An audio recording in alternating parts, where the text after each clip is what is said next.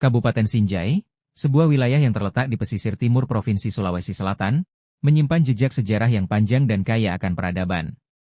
Wilayah ini tidak hanya terkenal dengan keindahan alamnya, tetapi juga dengan kisah perjuangan, persatuan suku, dan pembentukan pemerintahan lokal sejak masa kerajaan. Sejarah Kabupaten Sinjai dimulai jauh sebelum terbentuknya pemerintahan modern. Wilayah ini dahulu merupakan tempat berdirinya beberapa kerajaan kecil yang dikenal dengan nama Federasi Telu Limpoe, yang terdiri dari 3 kerajaan utama, Kerajaan Tondong, Kerajaan Bulo-Bulo, dan Kerajaan Lamati. Federasi Telu Limpoe ini kemudian membentuk persekutuan yang kuat untuk mempertahankan diri dari ancaman luar, terutama dari Kerajaan Bone dan ekspansi kolonial. Kerjasama antara ketiga kerajaan inilah yang menjadi cikal bakal integrasi wilayah yang kini dikenal sebagai Kabupaten Sinjai. Dalam perjalanan sejarahnya, pengaruh Islam mulai masuk ke Sinjai pada abad ke-17 melalui hubungan dagang dan pernikahan bangsawan dengan kerajaan-kerajaan Islam lainnya di Sulawesi. Islam dengan cepat diterima dan menjadi bagian integral dari budaya masyarakat Sinjai.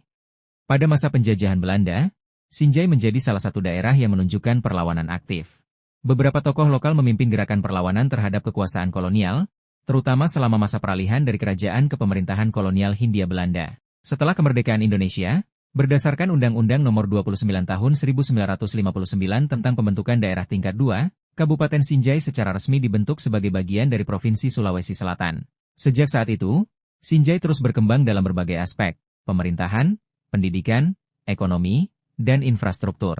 Kabupaten Sinjai kini terdiri dari 9 kecamatan, dan dikenal sebagai daerah agraris yang juga memiliki potensi besar di sektor kelautan dan perikanan. Letaknya yang strategis, berbatasan langsung dengan Teluk Bone, menjadikannya salah satu pusat aktivitas maritim di wilayah timur Sulawesi Selatan. Tidak hanya itu, Sinjai juga dikenal dengan keberagaman budayanya.